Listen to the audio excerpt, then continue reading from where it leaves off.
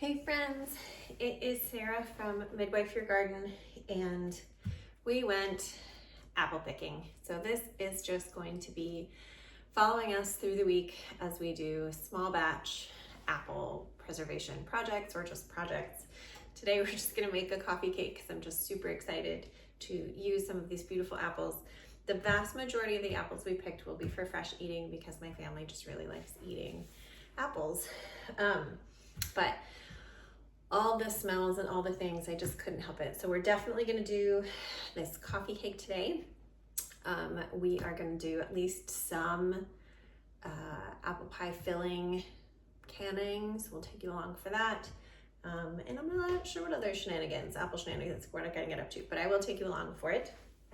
So I just wanted to show you, I'll post the recipe for this below.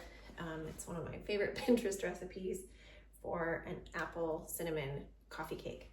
But we have a few different types of apples today, so we're just gonna kind of mix and match. In the original recipe, it asks you to use Granny Smith apples, which are very easy to get from the grocery store and probably fantastic in this recipe because they are very tart and hold their shape very well. But today we have a Shizuka,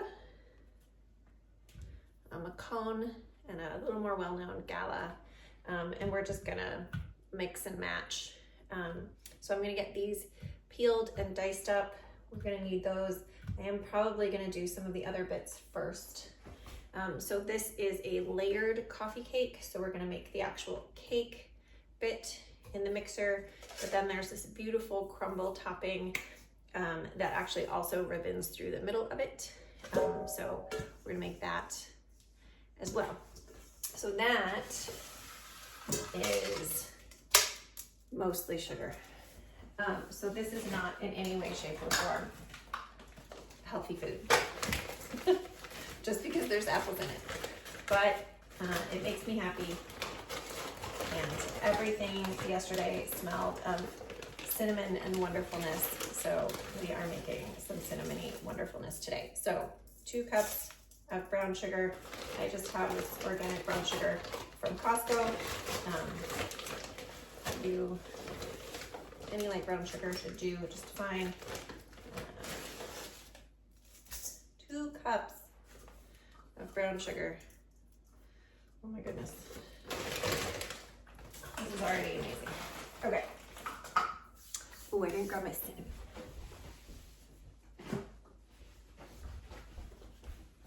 Cinnamon is kind of an important piece of today. All right. 1.5 teaspoons of cinnamon. And this is just, we have a spice house locally. So I had a very nice friend buy me some very nice cinnamon from the spice house.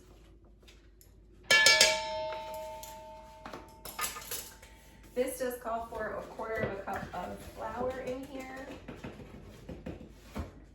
just to help it all kind of come together nicely.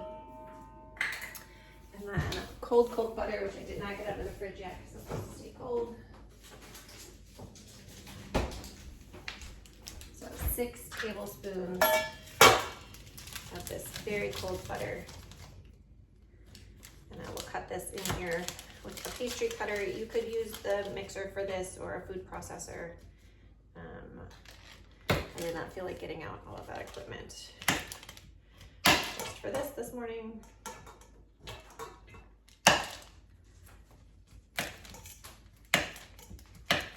So I am going to cut this into small pieces just so that it is a little bit easier to get mixed in here. And then before I add it,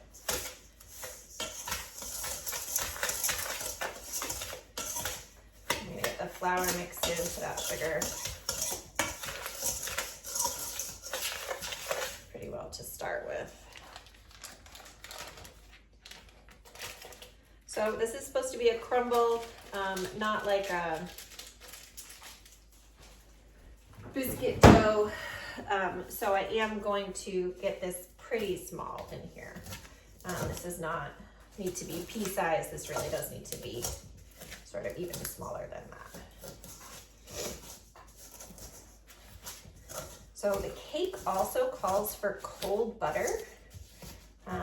which I know I've made this recipe before, but it's been a little while because I usually just make it once or twice in the fall. And that just seems like it's not gonna mix up very well, but it says that it makes it even lighter and fluffier. So we're gonna give it a go and see if our poor little mixer can handle mixing up 3/4 of a cup of cold butter.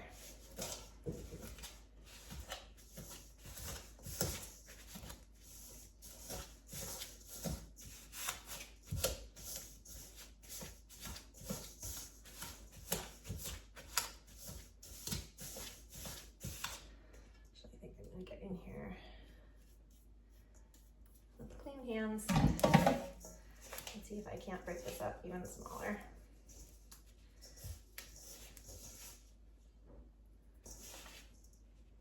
I use that pastry cutter for making biscuits all the time, and it is fantastic for that, but this just needs to be even smaller pieces than I usually have for that. And it seemed to be struggling a little bit, so.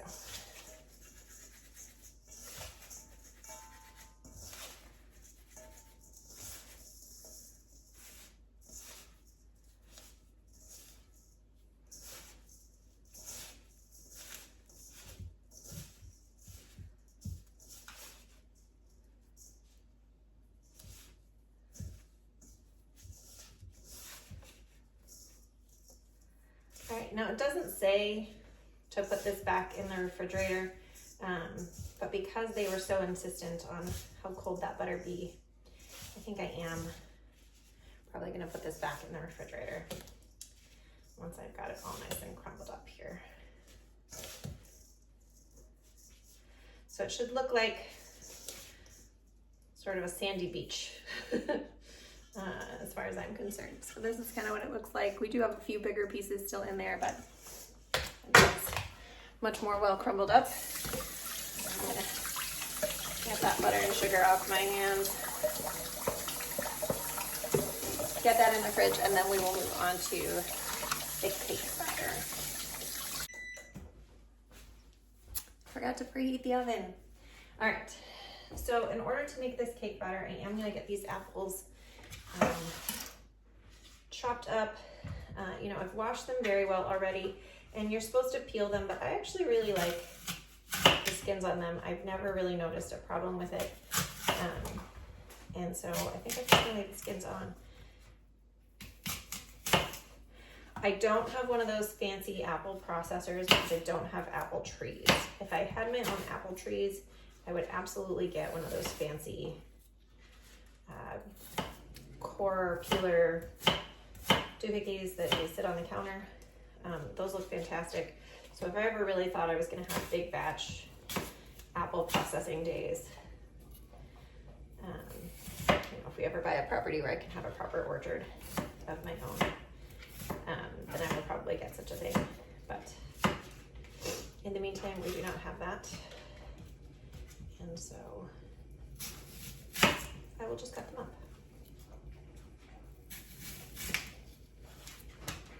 My dog is in here with me, Miss Molly. She is on the ground hoping that I drop little pieces of apple, which would be just her favorite thing ever.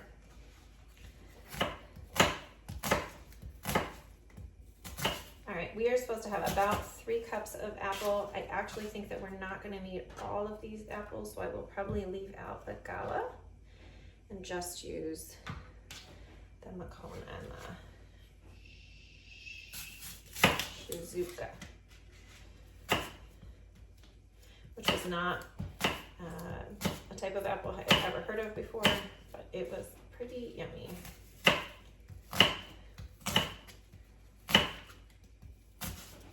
The great thing about going apple picking to pick up all of these is that we got to taste the different varieties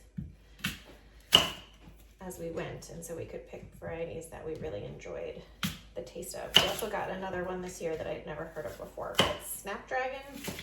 And it is very crunchy. It is called Snapdragon for a reason. It's because it has a very nice snap to it. Also sweet and lovely, not terribly huge, which was kind of nice. So those will probably make really nice lunch apples for the kiddos.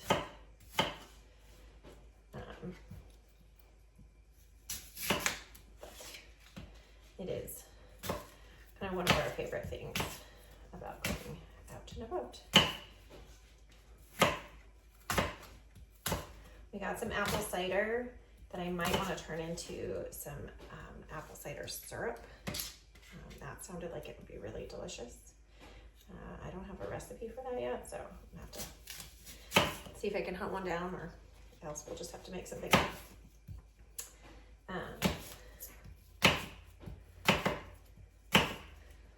Those of you who have a bounty of apples, I know I could make applesauce and apple butter. Those are not things that my family is particularly excited to eat, so I probably will not. But if you have any other kind of exciting apple recipes that you want to share, I would be happy to hear about them. All right, so I think that is pretty close to 3 cups. So I don't think we're gonna cut any more apples. And then we need to get, again, our very cold butter, 3/4 of a cup.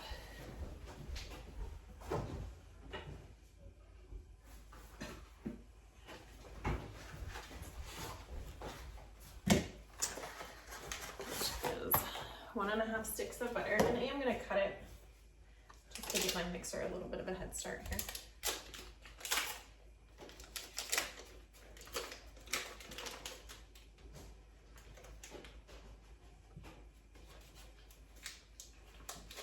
And like I said, I am going to link the recipe for this below. But this is pretty easy. It's just butter, sugar, vanilla, eggs, flour. And then after we get this part all mixed together, the flour and I'm going to use sour cream, but you could use sour cream or a thick Greek yogurt. We'll mix in. So this is a sour cream based coffee cake. This is a very American sort of thing because we are the only ones who add the word coffee in front of the cake and then decide that that means it's breakfast. But I am all in for that.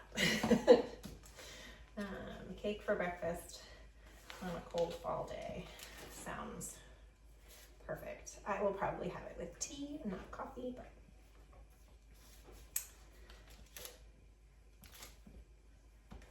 to each their own. All right, cold butter. Here we go. All right, I am gonna get this all mixed up and then I'll show you what it looks like. I don't think you need to listen to all that.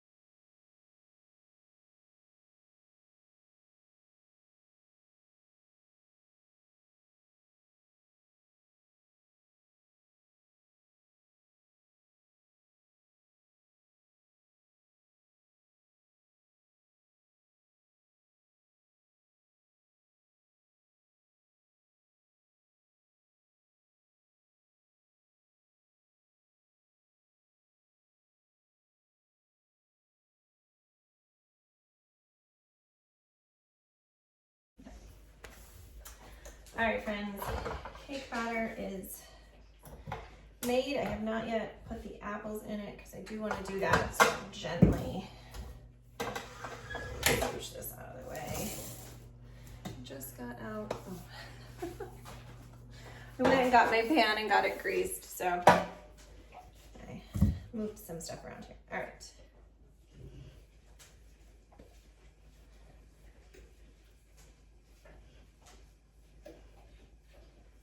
All of this yumminess from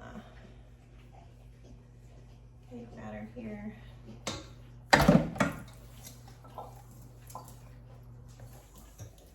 So it's a lovely, light, fluffy batter. We are going to add in our apples just until they are mixed in. And then we are going to start layering it with our crumble.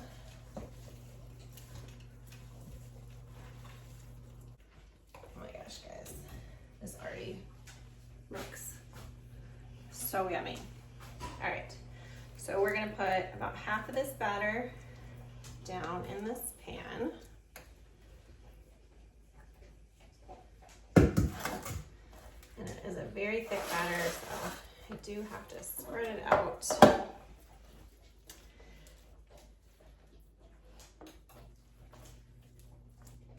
And this is gonna take, because of those apples, this is gonna be a very wet cake, so it is gonna take probably a good hour at 350 to bake.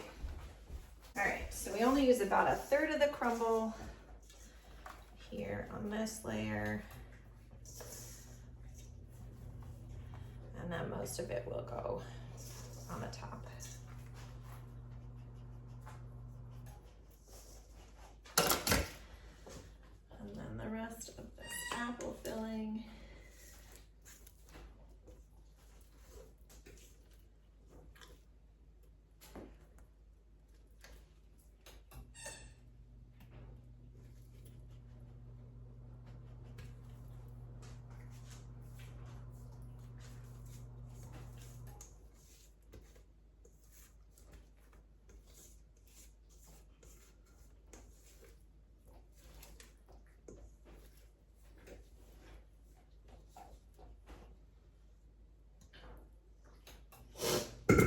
Clearly I need to get myself some aprons because I always end up getting flour all over myself.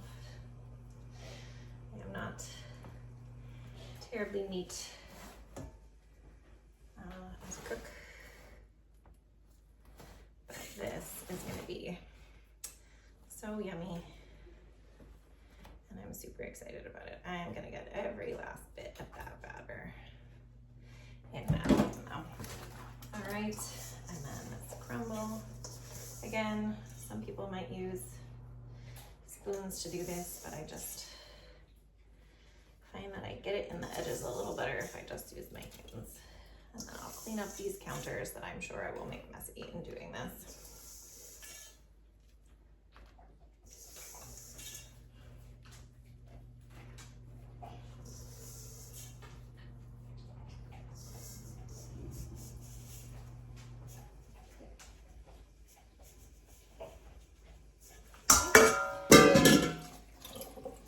Smooth that out all over. And then we are going to use a little knife and swirl it in there and then bake it. And I'll show you what it looks like when it's all done. And then the next time I see you, we'll be working on the next apple project. So let's get this knife. Just swirl this crumb in there. Just the best that we can.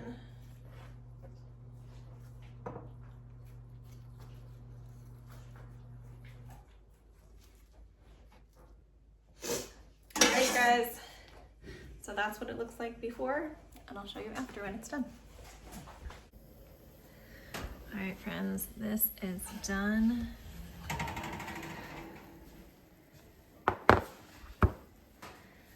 Let it cool for just a few minutes before we cut into it, and then I will show you what it looks like on the inside. All right, friends, that is what it looks like on the inside. And we are gonna try this together. It's still too hot. I should let it cool more, but it just smells so good.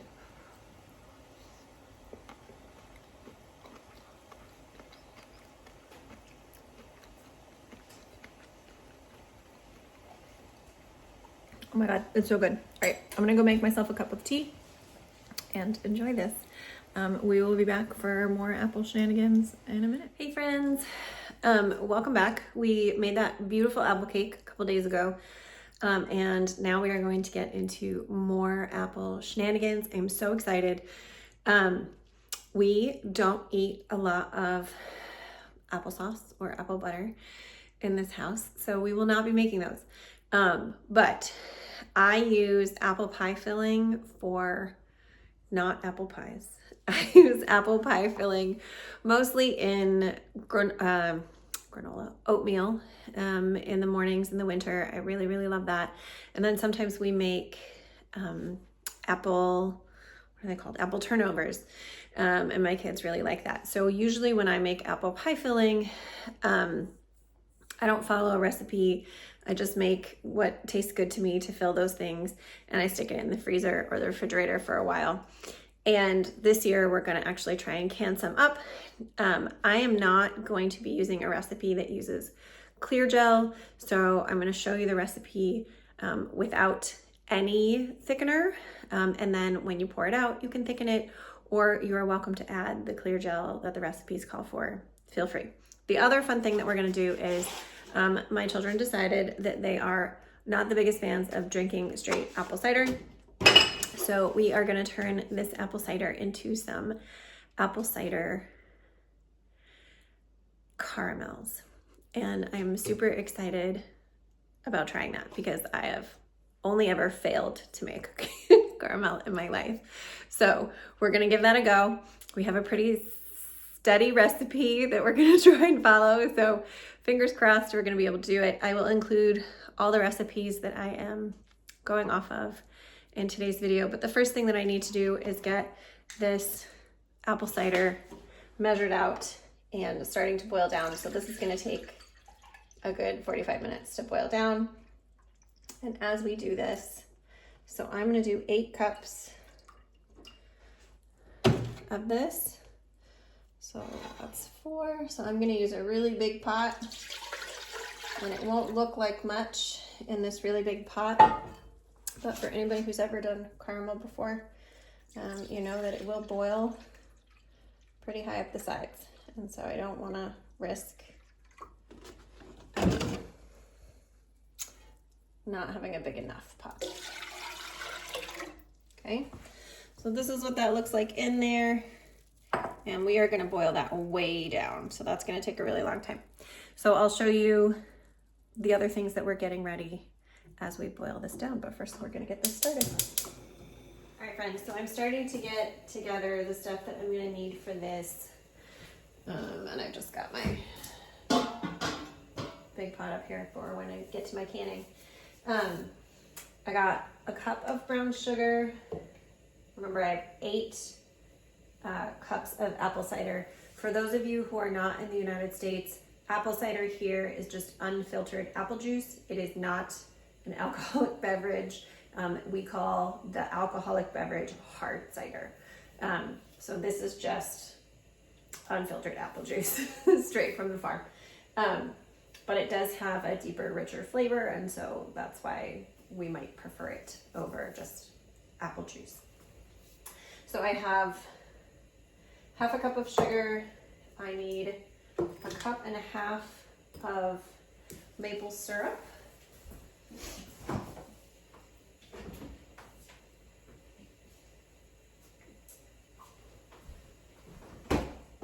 You're going to need some heavy cream.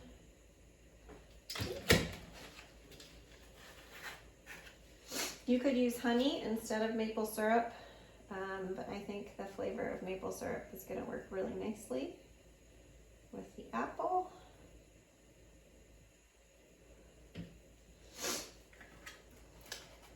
And that's also why I'm using brown sugar instead of white sugar, because I just feel like that flavor is going to work out a little bit better. Let me grab a couple bowls here. So once this cooks down, like I said, it's going to be a minute. So I'm going to put this back in the fridge once I've got it all measured out until we get a little closer.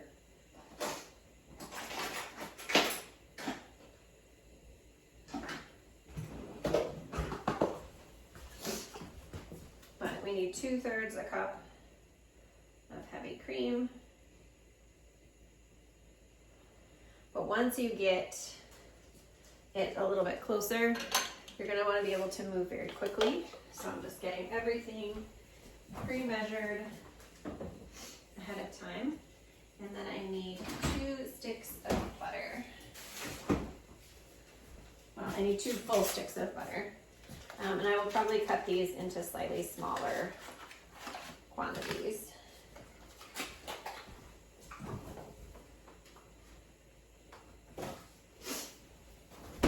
So we'll get these cut up into little chunks.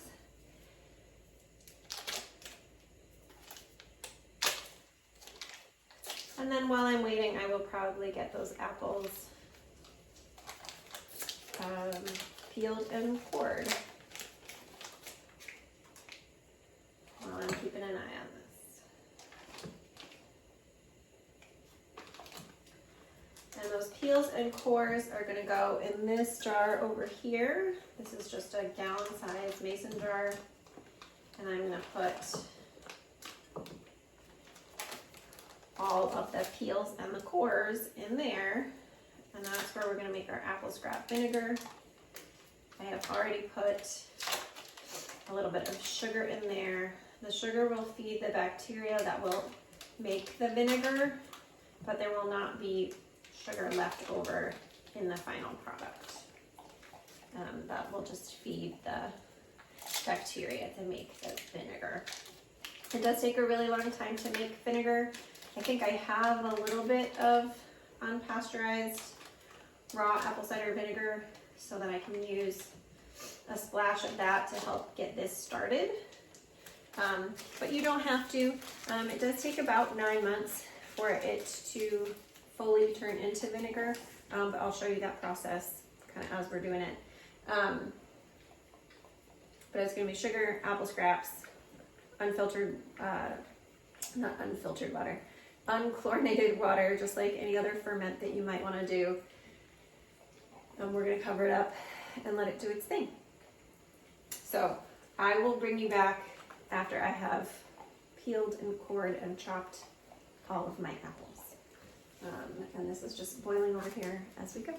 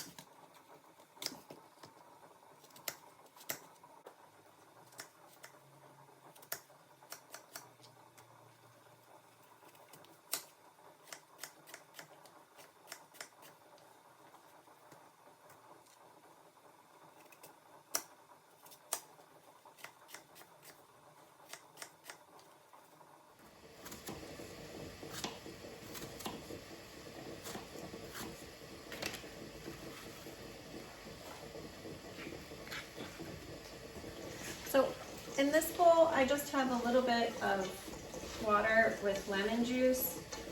I don't want to put too much, but I do just want to keep them from browning while I'm doing this. So just going to keep plugging away. Got a little more than half of them there.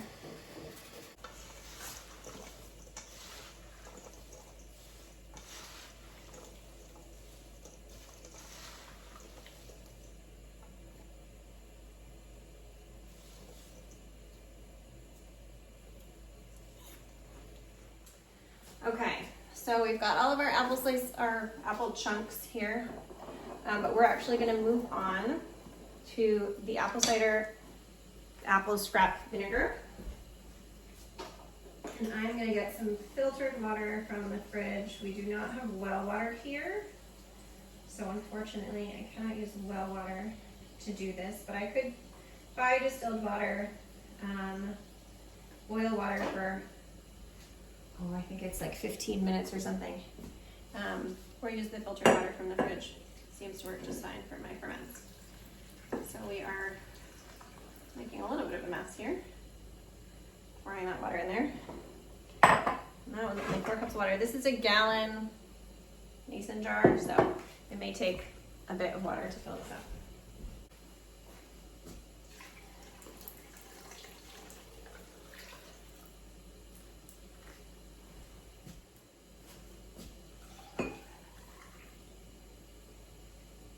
Just a tiny little bit more. We do need it to stay below the water level.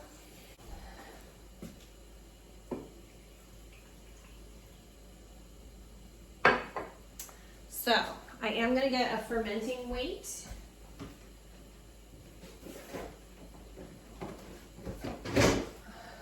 For this, there's lots of different ways that you can do this, but it is really important that the food stay below the water level. This is a fermented food. All right, I am also going to build it. I should have stirred it before I filled it too much. Try and stir in that sugar just a little bit.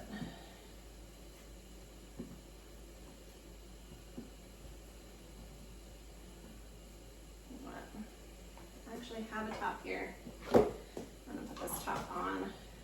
This is not the top we're gonna use to ferment, but I am gonna just try and get that sugar mixed in there a little bit there. There we go. Well, that's better. Okay. So like I said, we're not gonna use this because that's not the kind of top that we would use for ferments. So I'm gonna put a little weight in here. And anything that floats above that weight, I'm gonna take out. I have this little piece of cheesecloth here. You could use just about anything. Cheesecloth, a coffee filter, paper towels, to cover that up. And I'm gonna leave it in the kitchen for at least a couple of weeks, 2 to 3 weeks, and then I'll strain out the scraps. And then it just sits and finishes fermenting. Oh, I was gonna put just a splash. I have this organic apple cider vinegar that still has the mother in it. So I'm gonna shake that up really good. I'm gonna put a splash of that in here because that is actually gonna make a huge difference in how fast this ferments.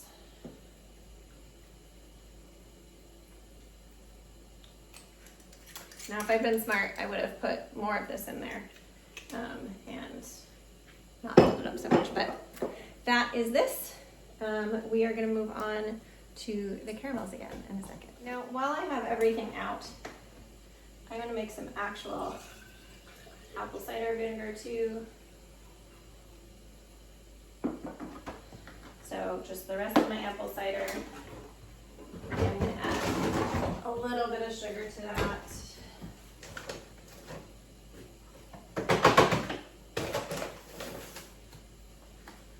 To give that bacteria a little more to work with.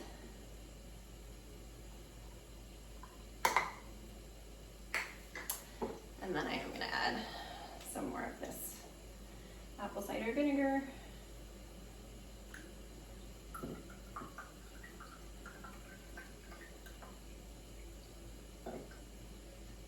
Same thing on this. I'm going to get just a coffee filter and a rubber band and set this right next to the other one. Just gonna mix that sugar in a little bit.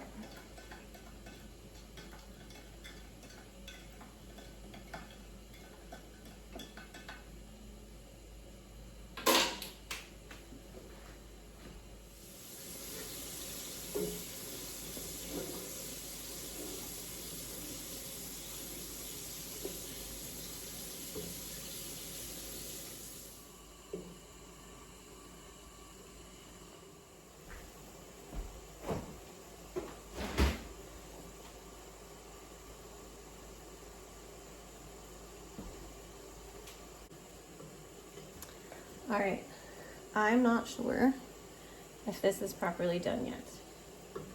And I, having never done this before, don't really know how to tell. But it has boiled down by, oh gosh, at least 3/4. You know, up here is where we started, and we are now easily touching the bottom of the pan. It doesn't look particularly syrupy to me, but it does look really nice and thick. So I think we're gonna go ahead and add the rest of our ingredients, and I'll let you know if it doesn't set. All right, so we are putting in our maple syrup. And our sugar.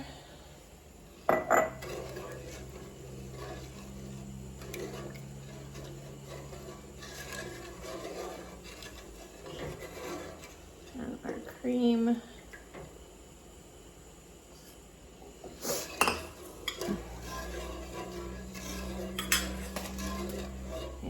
Butter, and then all of this needs to heat through and then come up to temperature. Now the temperature that this is supposed to come up to is about 250 degrees. My thermometer says between 244 and 248 degrees. The recipe that I'm getting this from says 252 degrees. So I'm probably going to try and hit 248, 250, and take this off. Right now, obviously, it is not super hot because we still have chunks of butter in there, but they will melt. It could burn very easily from this stage forward. So I'm just gonna stay really close.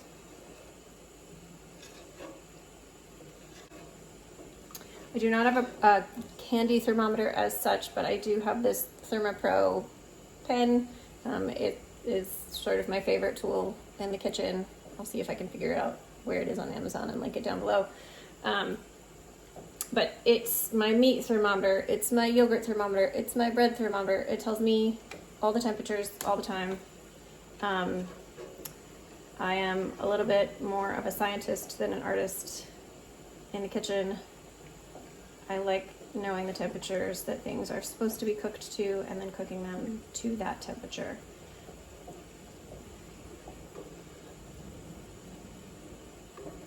And that has really been a bonus to my kitchen days.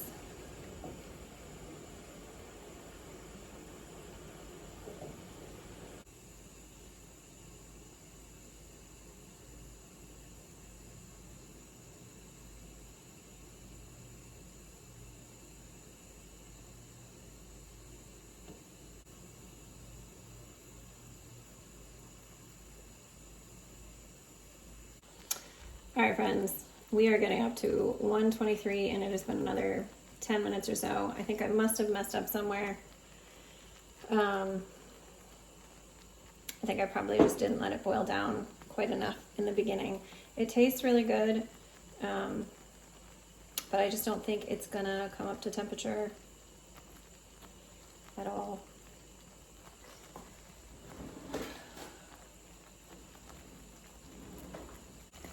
All right, we are up to 235, so I'm just gonna keep going. I'm a little bit worried that this is just gonna be burnt and horrible, but trust the process, I guess. We're gonna keep going. All right, friends, so the recipe said 250, but my thermometer booklet that tells me all the things I've ever needed to know says somewhere between 244 and 248. So I think I am not going above 248. I am at 244, 245. So we are going to go just a couple more minutes here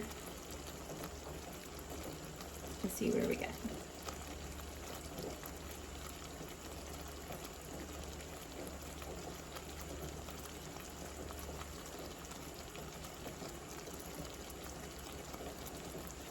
All right, friends, 248 to 250. We are turning it off and getting it off the heat immediately.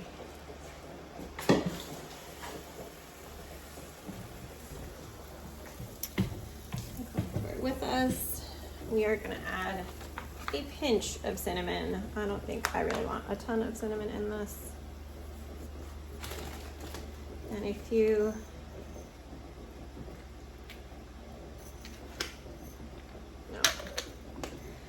few dashes of sea salt, just a tiny pinch. You're gonna mix that in. And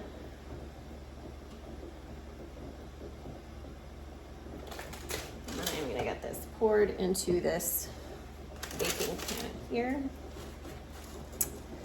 And then we'll get it into the fridge and let it cool and hope that our patience paid off. I do not see lots of black burnt bits, which is what I was really worried about. So maybe it did. We just spent a lot of time doing that, friends. That took a lot longer than I suspected that it would. So I think that I may just not be a candy maker.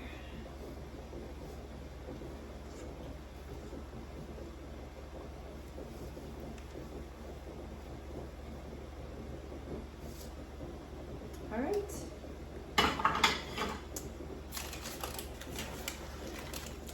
So that's what it looks like in there. Oh, I guess that's not very good lighting. That's what it looks like in there. We're gonna let it cool in the fridge and I'll show you what it looks like when we're done. All right, friends, so I am ready to start doing this apple pie filling. Now, the original recipe and most of the recipes that I saw called for sliced apples and to blanch them first. I have these little teeny tiny cubes and I just don't think that I can blanch them first. So just know that all of the recipes do call for you to blanch your apples first, and I do recommend that you follow those recipes. But in the meantime, put our apples right in our pot. I need half a cup of lemon juice. This is bottled lemon juice because every time you're doing a canning recipe, it calls for lemon juice. You really should use bottled because that's how we know that it's safe. 3 3/4 cups of water. You could substitute some apple juice in there if you want to. 2 1/2 cups of sugar. It calls for a full tablespoon of cinnamon. We're gonna try it. I don't think I've ever put that much cinnamon in before. A little bit of salt. And it also calls for allspice, nutmeg, and ginger. I will probably put a little bit of fresh nutmeg in here, but I'll probably skip the rest of those spices. All right, we've got all of our ingredients in here. Our apples and our liquid and our cinnamon. And we are just going to bring this up to a boil and let it cook just a couple of minutes once it comes up to a boil, and then get it jarred up, and then it'll process in a water bath canner for 25 minutes. So I'll come back when we are ready for that.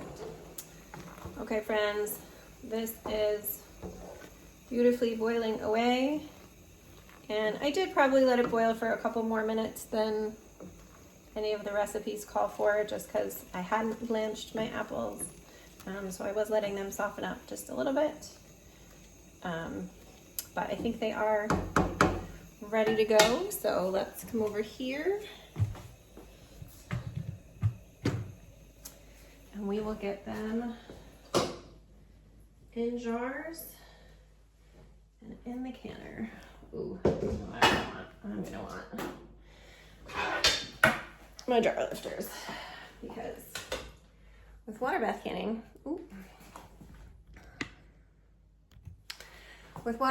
we have to put them into water over their heads, which means that I have to reach into boiling hot water, basically.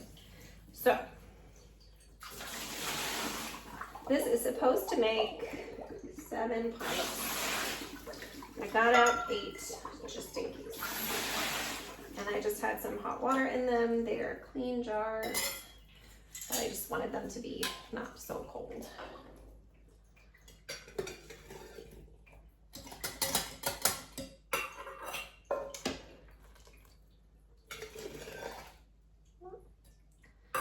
We'll go back and add liquid to the ones that need liquid.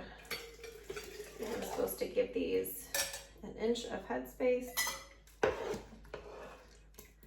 And they do cook for 25 minutes, so these will get a lot softer during the canning process.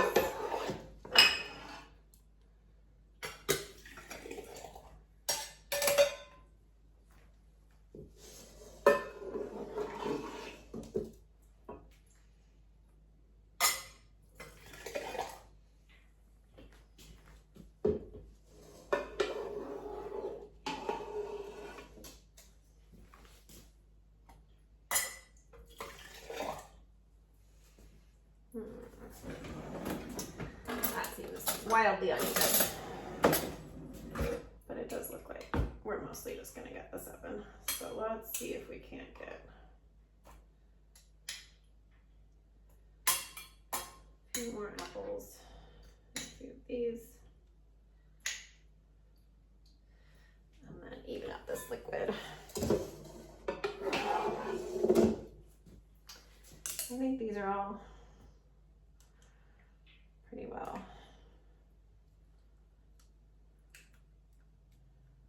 I don't think there's any big air bubbles in these, but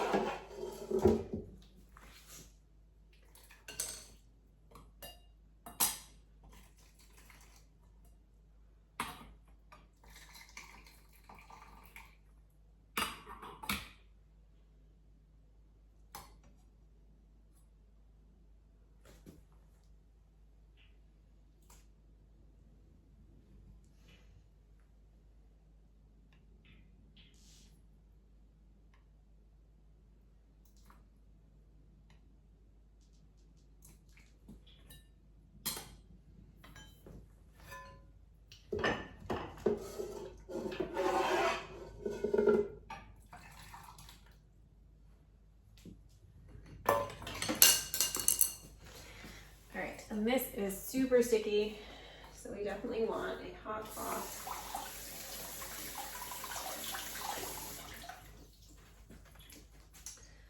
To wipe these rims. And remember, we didn't use the clear gel on this, so we do not have a thickener in this. So these are very soupy, and that's fine because we're just going to thicken them when they are done, when we actually go to use them.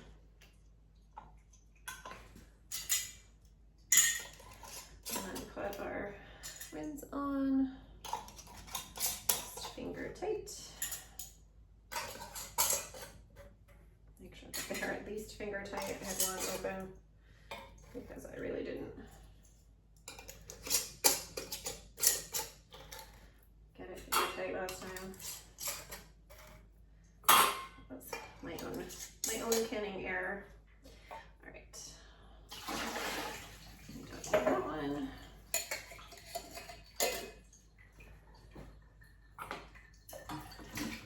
Okay, we are gonna get these in the canner. Now remember, for water bath canning, we need them to have at least an inch of water over top of them once they're in here. And this canner can fit, I think, 9 pints. The recipe that I'm putting in the description below was actually for 7 quarts, so I just did half of it because, again, I'm not using these for actual pie. I'm using them for other types of apple fillings. All right, so we're gonna get this back up to boiling. And then once this is boiling, I'm gonna let it go for 25 minutes at a full boil, and then take the top off, turn the heat off, leave it for 5 minutes, and then I'll take the jars out. I'll show you everything I've got from that, and then I'll bring you back when the caramels are all done, and show you how I'm going to wrap those up.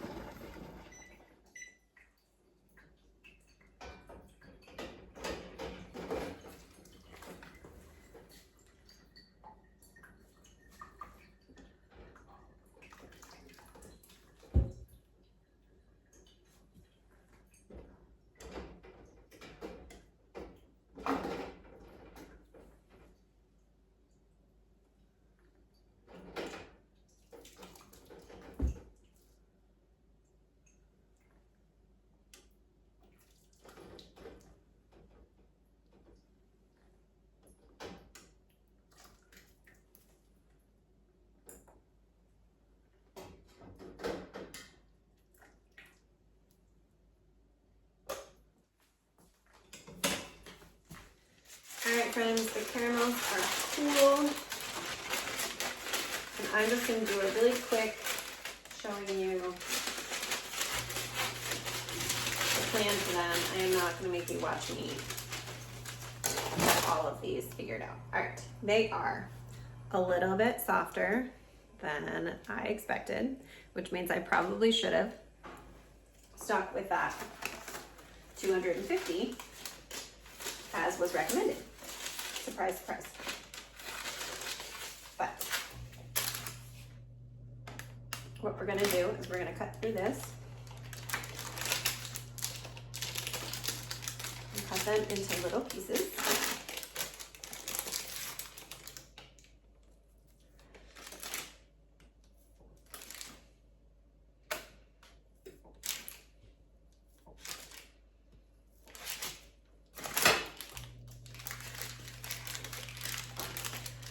And probably I should put these in the freezer so that I can do this. But I'm just gonna put them in parchment paper.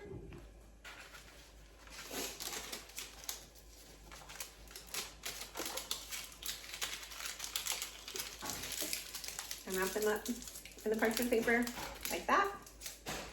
These can stay out at room temperature, or mine are probably gonna go in the fridge because they are just a little softer. So thank you so much for joining me for all of my apple shenanigans. These are actually really, really tasty, just a little gooier than I wanted them to be. So 250, if you're doing it, get it all the way up to 250. I didn't quite hit it. Thanks for joining me. If you have other apple recipes that you really love, please leave them in the comments below. I'd love to share ideas. Thanks.